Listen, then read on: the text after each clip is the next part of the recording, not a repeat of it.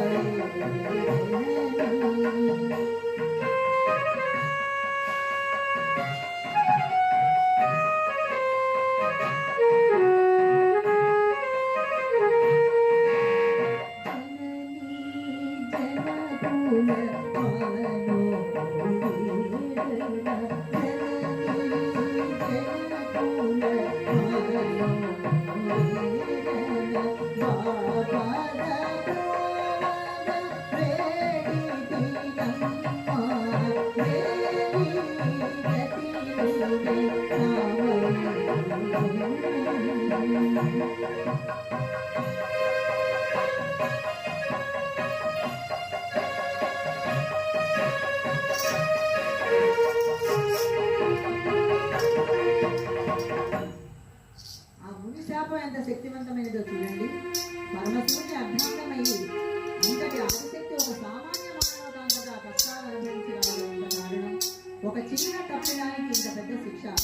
అంతే మరి, మానవులు చేసిన తప్పులకు శిక్షలు చాలా చిన్నవిగా ఉంటాయండి. అదే తెలిసి చేసే పనులకు, దేవతలు చేసే తప్పులకు శిక్షలు చాలా దారుణంగా పరిష్కారాన్ని వీలే విధంగా ఉంటాయి. భూలోకంలో వారి ఆవిర్భావం కూడా ప్రజలకు మేలు చేయడమే. ఇక ఇక్కడ శ్రీలక్ష్మి అన్నది ఎదురు చూసే అవకాశం రాని వచ్చిందండి. ఒకరోజు రామయ్య గారు ఒక శుభకార్యంలో పాల్గొనటకు వేరే గ్రామానికి వెళ్ళవలసి వచ్చినది. రామయ్య గారు తన నలుగురు కుమారులను చెడబిలిచి, కుమారులారా, మేము గ్రామాంతరానికి వెళుచుంటుంది, త్వరలో వచ్చేదము. మేము వచ్చే వరకు నీ చెల్లెలు శ్రీలక్ష్మిని జాగ్రత్తగా చూసుకోండి చెప్పి జాగ్రత్తలు చెప్పి వారు ప్రయాణమై వెళ్ళారండి. అన్నలు ఈ అవకాశాన్ని వదులుకోదలుచుకోలేదండి. ఎదురు చూస్తూ ఉన్నారు. వడగాడుపుడు తట్టుకోలేని శ్రీలక్ష్మి ఆరాటపడుతున్న శ్రీలక్ష్మి దగ్గరకు పిలిచి ఎంతో తీయని మాటలతో ఆప్యాయం ఒలకపోస్తూ, అమ్మా శ్రీలక్ష్మి, మేము ఈ రోజు పొలంలో పచ్చగడ్డ మండి వేయటకు వెళుతున్నాము. నీవు శ్రమ అనుకోక వేళ వేయక ముందే అన్నము తీసుకున్న పొలంలో రాగలవా అని అడిగారండి.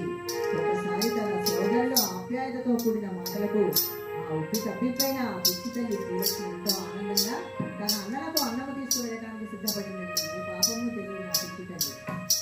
వారి కడుపులోని పుట్ట ఏమి ఎరుగదు కదండి పాపం ఆ చిన్నారి శ్రీలక్ష్మి. తన అన్న పలకరికలపై ఆనందపడిపోయింది. అయితే విచక్షణ జ్ఞానాన్ని కోల్పోయిన అన్నలు ఈ అవకాశం జారవించుకోకూడదన్న ఉద్దేశంతో మార్గ మధ్యంలో కనిపించిన ఒక సంగ చెట్టును నరికి తగలబెట్టి నిప్పు కణాలుగా తయారు చేసుకుని కుండలో పెట్టుకుని కొండలోయ ప్రాంతంలోకి తమ పొలంలోకి పోయి పత్య కట్టనంతా పోగు చేసి ఒక భయంకరమైన మండగా తయారు చేశారండి ఆ అన్నలు. ఆ మండే శ్రీలక్ష్మి రాక కోసమే ఎదురు చూస్తున్నారు. ఇంకా ఎప్పుడు వస్తుందా, ఆమెను ఎప్పుడు తగలబెడదామా అనే ఉద్దేశంతో ఇంతలో శ్రీలక్ష్మి ఇంటి వద్ద భోజనం తయారు చేసి ఇన్ని రోజులకు తన అన్నలు ఎంతో ఆప్యాయంగా పలకరించారనే సంతోషంతో గబగబా గోశాలకు వెళ్ళి గోమాతను పూజించి భోజనం తీసుకుని అన్నల వద్దకు పయనమైందండి. ఆ అన్నలకి ఆమె ఏమి కూర చేసిందో తెలుసా అండి? కాకరకాయల కూర, గుత్తి కాకరకాయ కూర చేసి తీసుకుని బయలుదేరిందండి ఆవిడ. అలా బయలుదేరుతూ భోజనం తీసుకుని అన్నల వద్దకు పయనమైంది. అలా బయలుదేరిన శ్రీలక్ష్మికి దారిలో ఎన్నో అపశకునాలు ఎదురైనాయండి. ఇప్పుడు అరవని గోమాత అంబా అంబా అని అరుస్తూ నీవు వెళ్ళవద్దన్నట్లు ఆ శ్రీలక్ష్మికి అడ్డుకున్నది. అన్నల చేత ఊరి బయటకు గెంటి వేయబడ్డ నాగన్న ఎదురుపడి నీవు వెళ్ళొద్దమ్మా అంటూ బతిలాడుతూ కాళ్ళకి అడ్డం పడ్డాడు. ఇలా రోధిస్తున్నాడండి ఆ నాగన్న. చిన్నారి పొన్నారి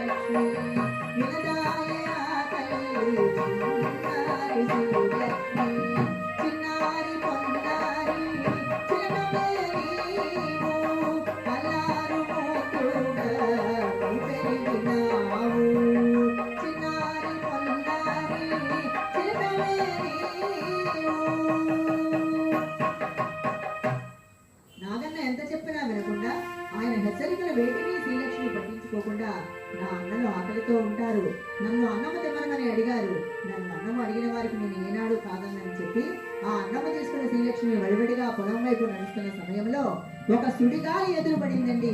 ఆ సుడిగాలి తాకిడికి ఒక పలుగురాయి శ్రీలక్ష్మి ముఖములకు తగిలి రక్తను ధారగట్టింది. అయినా గాని ఆ అమ్మ తన అన్నలకు త్వరగా అన్నము పెట్టవలననే ఆతృతతో బడిబడిగా అన్నల వద్దకు చేరింది. ఒక పక్క విపరీతమైన ఎండలు, వడగాడ్పులు, మధ్యాహ్నం సమయం, ఎంతో బాధ కలిగించే వాతావరణం. అన్నల దగ్గరకు చేరి శ్రీలక్ష్మి దారిలో తనకు జరిగిన అపశకునాలను గురించి అన్నలకు తెలియజెప్పింది. అది విన్న అన్నలు విని కూడా వినట్లున్నారు. అప్పటికే వారి హృదయం పాషాణమైపోయిందండి. కసి కళ్ళను పొరలుగట్టింది. ఏమి గమనించిన శ్రీలక్ష్మి అన్నలారా రండి, అన్నం వడ్డించాను, అని తన చుట్టి చేతులతో తన అన్నలకు ముద్రను కలిపి పెట్టింది ఆ తల్లి. కానీ అన్నల ఉద్దేశం భోజనం చేయడం కాదు కదండి. అందుచేత వారు ఆ శ్రీలక్ష్మికి నమ్మకమైన మాటలు చెబుతూ భోజనం అబ్బా చాలా బాగుందమ్మా అని మెచ్చుకుంటూ, ఆ విశ్వాసఘాతకుడమ్మా నీవు చిన్నపిల్లవు కదా, పత్తి మండిపైకి ఎక్కి మాకు సహాయం చేస్తే త్వరగా పని పూర్తి చేస్తామని నమ్మబలికారు. అలాగే అని అన్నలారా అంటూ పత్తి మండిపైకి ఎక్కిందండి. చివరి వాడైన నర్సైన నలుగురు అన్నలు నీళ్లు తీసుకురమ్మని పంపించారండి. అతని ముందు పక్కనే ఉన్న బావి ఉన్నదండి. ఆ బావిలోంచి నీళ్లు తీసుకువచ్చాడు అన్నం తినడం కోసం. ఆ నీళ్లు పారబోసేసి వెళ్ళి చెరువులో నీళ్లు తీసుకురమ్మని పంపించాడండి. సగం దూరం వెళ్ళాడు ఇక నర్సయ్య. సగం దూరం వెళ్ళిన తర్వాత అతనికి ఆలోచన వచ్చింది, పక్కనే బావి ఉన్నది, ఆ నీళ్లు తీసుకురావచ్చు కదా, నన్ను చెరువు దగ్గరికి వెళ్ళి ఇంత దూరం తీసుకురమ్మని చెప్పారేంటి, వీళ్ళేదో దుర్మార్గంగా చెప్పారని ఆయన మళ్ళా కావడిని కింద పడేసి పరిగెత్తుకుంటూ వస్తున్న సమయంలో ఆయనకి ఒక రాయి తగిలి కిందకి పడిపోయాడండి. పడిపోయి ఆ చెల్లెలకి ఇలా ప్రార్థిస్తున్నాడు, చెప్తున్నాడు, అమ్మా తల్లి మాయాలోకమే తల్లి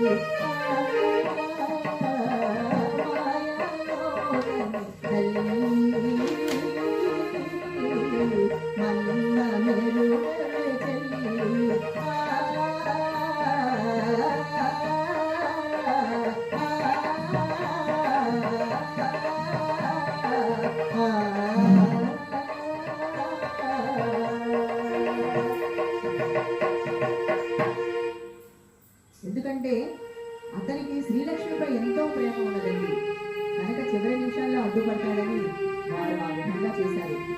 తన పక్కకు తప్పుకోగానే మిట్ట మధ్యాహ్నం 12 గంటల సమయంలో ముగ్గురు అన్నలు తాము భద్రపరిచిన నిప్పు కణాలను మధ్య మంటిపై వేశారండి.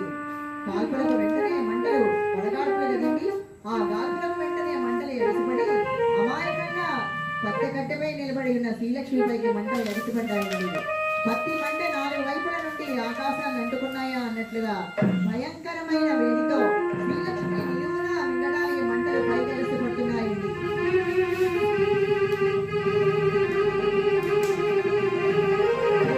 భయంకరమైన ఆ వేడిని తట్టుకోలేక చిన్నారి శ్రీలక్ష్మి గంగగా వడుగుతూ పెద్దగా విలపిస్తూ, "ఓ అన్నలారా! నన్ను రక్షించండి! నా శత్రువులు వస్తున్నారు! నేను ఏ పాపమూ చేయలేదు అన్నలారా!"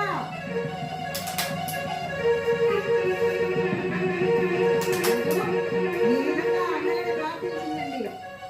అన్నలారా నన్ను నమ్మండి, ఓ అన్నలారా నన్ను నమ్మండి, ఏ పాపము ఎరుగనండి, ఓ అన్నలారా నన్ను నమ్మండి.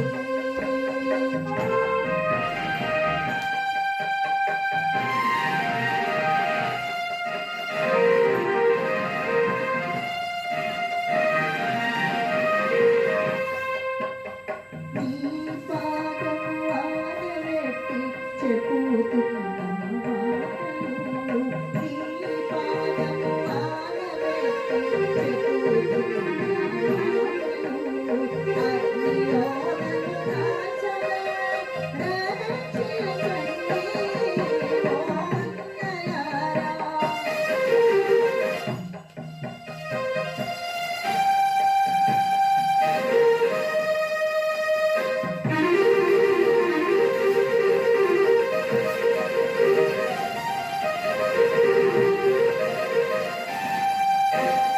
పరుల మాటలు నమ్మవద్దు, తప్పు చేయని దానను. పరుల మాటలు నమ్మవద్దు, తప్పు చేయని దానను. శివుని పైన ఒట్టు పెట్టి చెబుతున్న మాటలు, ఓ అన్నలారా, ఓ అన్నలారా నన్ను నమ్మండి అంటూ అన్నల ప్రార్థించిందండి. అయినా ఆ అన్నల మనసు పాషాణం కదండి, కరగలేదు. ఆ కర్కశ పాషాణ హృదయులైన అన్నలు ఏ మాత్రం జాలి దయ కరుణ చూపించకపోగా, చిచ్చి పాపాత్మురాల ఇక నీవు వలదు వలదు, చిచ్చి పాపాత్మురాల ఇక నీవు వలదు వలదు, అవమానము మోసినాము అవనంత భరించినాము, ఛీ, ఛీ, ఛీ పాపాత్మురాల, నీ ముఖం మాకు చూపించవద్దు, నీవు నిలువున ఈ అగ్నిలో పడి మాడి మసైపోవలసిందే అంటూ ఆ మంటలను ఇంకా ఎగదోశారండి అన్నలు. రక్షించకపోగా చివరి క్షణంలో కూడా నిష్ఠూరపు మాటలు మాట్లాడుతున్నది ఎంతగానో రోధిస్తూ తనని బాగా అవమానించే చిన్న అన్న లేకపోవడం చూసి ఎవరైనా సహాయం చేయకపోతారా అంటూ చుట్టుపక్కల పరికించి చూచి ఆ కొండ ప్రాంతంలో దగ్గరలో ఒక మేకల మంద మేకమిస్తూ కనిపించినటువంటి ఆ మాయకురాలైన శ్రీలక్ష్మి మూగ జీవాలను తనకు సహాయం చేయడం ఈ విధంగా ప్రార్థిస్తుందండి. జాలి కలిగిన మేకలారా నన్ను రక్షించండి, జాలి కలిగిన మేకలారా నన్ను రక్షించండి,